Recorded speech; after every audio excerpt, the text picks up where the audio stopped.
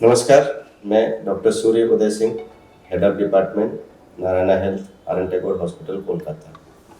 तो पिछले एपिसोड में कुछ मैं ऐसे ही बोल रहा था कि क्या-क्या प्रश्न लोगों के मन में डाउट होते हैं। तो ज़्यादातर तो हमको याद नहीं है, जितने याद आए थे करेंगे, हम याद करते रहेंगे।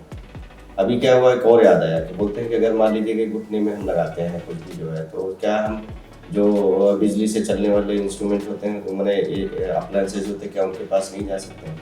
ऐसा कुछ नहीं होता है। आप आराम से अपनी नॉर्मल लाइफ लीड कर सकते हैं, जो करना है कर सकते हैं। अब एक और आता है कि चलो ठीक है, अब सक्सेस के तो बहुत सारे पैरामीटर्स होते हैं कि आप सक्सेस कैसे लोगे। अब हमने बोला बहुत अच्छा ऑपरेशन है, बहुत अच्छा ऑपरेशन है, लेकिन आपको जगह भी ठीक चूज़ करनी पड़ेगी, आपका डॉक्टर भी चूज़ करना पड़ेगा। तो आज के ज़माने में क्या है कि अब जैसे मैं रोबोट की बात करता हूँ, तो आपको ये इंश्योर करना है कि आपका रोबोट से हुआ है।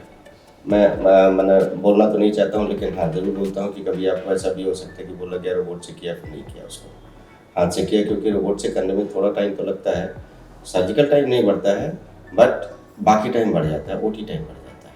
क्यों? क्योंकि रोबोट को तैयार करना होता है।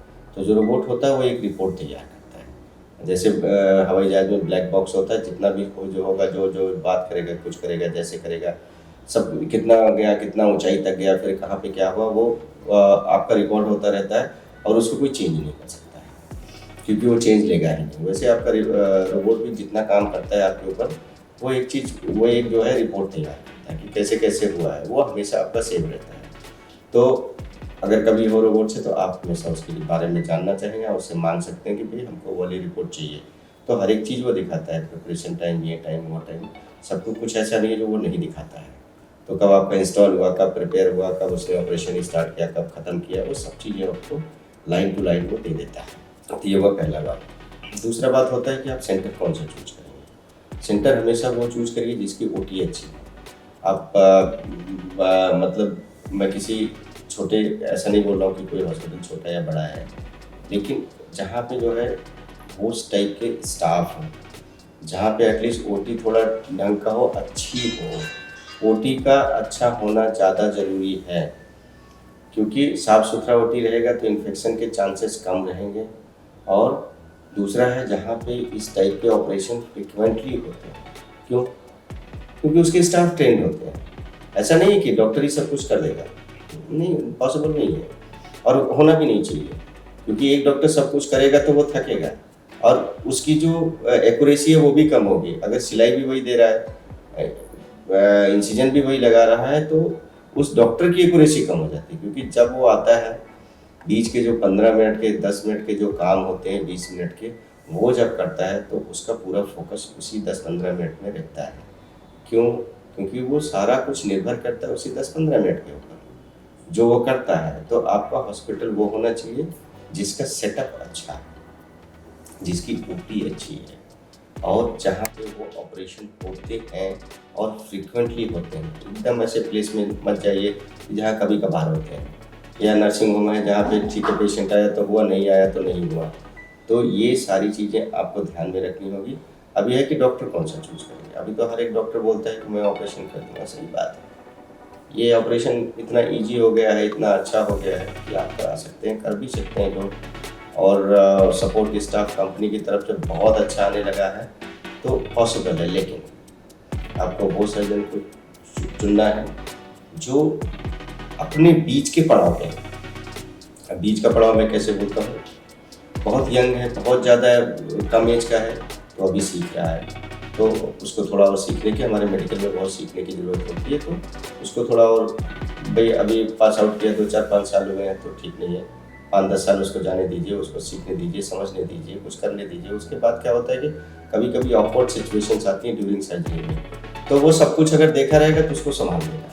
जैसे होते हैं ना कि आउट ऑफ द सिलेबस कुछ क्वेश्चन आते ही आते हैं, तो जब आउट ऑफ द सिलेबस में क्वेश्चन आएंगे, तो अगर उसने किया हुआ है, वो सब झेला हुआ है, उसका एक्सपीरियंस है, तो वो संभालेगा। तो होता है कि बीच वाला आदमी चाहिए। और बहुत बुढ़ा है तो थोड़े हाथ कांपने लगते हैं। मेरा भी क्या बचा है, अगर मैं आज अपना देखूँ तो 10 से 15 साल, फिर मेरे हाथ कांपने लगेंगे, फिर मैं उस लायक मतलब हमको कोई सर्जरी नहीं करनी चाहिए। अब कुछ एक लोग होम मेंटेन करें, बट 70% पॉपुलेशन तो यही होता है कि भाई आप एक एज के बाद जो है ना, आपको एनर्जी उतनी रहती है, ना आपके रिफ्लेक्सेस उतने अच्छे रहते हैं। तो आपको डॉक्टर चूज करना इस हिसाब से चूज करना है कि वो अपने मेडिकल करियर के मिडिल में है। अब मेडिकल करियर का मिडिल कहाँ से शुरू होता है? जब उसने पास किया है उससे 10 साल बाद से लेके अगले 30 साल तक उसका जो है अपना रहता है, और उसके बाद आप उसको मान के चलिए कि उसके बाद नहीं कराना है उसे। तो हमने इसमें आपको बताया कि आपका डॉक्टर कैसे चूज करें, हॉस्पिटल कैसे चूज करें, रोबोट टेक्नोलॉजी 100 बार चूज करें, क्योंकि लगता है कि भाई रोबोट नहीं बात माना तो फिर से मैं बोलता हूँ, वो चिट्ठी नहीं है वो रोबोट वाला जो उस रजनीकांत की पिक्चर थी, वो सब बात मानता है और सबसे इम्पोर्टेंट है रुक जाता है, कोई प्रॉब्लम देखता है रुक जाता है, और कहीं से भी मैनुअल कंट्रोल लिया जा सकता है उसको। ऐसा नहीं वो कर रहा है तो अगर वो मैनुअल कंट्रोल पॉसिबल नहीं है कि अब अच्छा ठीक है उसने कर दिया तो मैनुअल कैसे करेंगे, जहाँ उसको रोकना है वहाँ रोक लीजिए, और जहाँ से मैनुअल करना है वहाँ से मैनुअल आप पकड़ लीजिए। तो सबसे पहले है आप हमेशा रोबोट चूज करिए। रोबोट में आप एक चीज़ चूज करिएगा, एक्टिव रोबोट चूज करिएगा। एक्टिव क्यों बोल रहा हूँ, वो जो ऑटोमेटिक होता है उसको चूज करिएगा। पैसिव रोबोट में अभी उससे पैसिव रोबोट बहुत दिनों से है, और कुछ लोग तो नेविगेशन है उसको भी रोबोट बोलते हैं।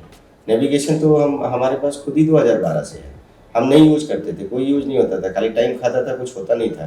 भाई जो गलती हम करते थे बस उसी को दिखा रहे हैं, हमारी गलतियाँ दिखाना है तो दिखा दो।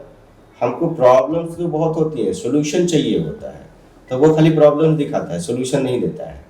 तो दुनिया भर की बहुत सारी दिक्कतें हैं, भाई कोई उसका हल तो हो। तो उसका हल जो है वो एक्टिव रोबोट आया है, जो ऑटोमेटिक रोबोट है।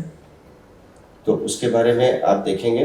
अब जैसे होता है हम लोग का, ब्रांड का नाम तो नहीं लेना चाहिए, बड़े पब्लिक चैनल हैं, मुझे फिर भी ठीक है मैं बोल देता हूँ कि जो अभी अवेलेबल एक्टिव रोबोट है उसको क्यूबिस बोलते हैं।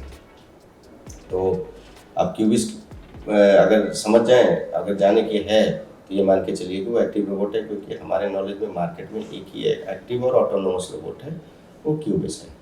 तो आज के एपिसोड में इतना ही है, फिर हम मिलेंगे और हम देखते रहेंगे कि हम कैसे इसको इंटरेस्टिंग बनाएं। और सबसे इम्पोर्टेंट है कि आपके जो जनरल सवाल है, मैं मेडिकल में कभी नहीं जाना चाहूँगा, आपके जो जनरल सवाल हैं, जो जनरल क्वेरीज हैं, उनको हम सॉर्ट आउट करते रहें। हम फिर आएंगे, जल्दी ही आएंगे, और ऐसे ही कोई एक एपिसोड लेके आएंगे जो अपने मन की बात करते हैं। अब मन की बात पे तो इंटाइटलमेंट किसी और को हो गया तो हम बोल लेते हैं दिल की बात करते हैं। ओके, नमस्कार, थैंक यू।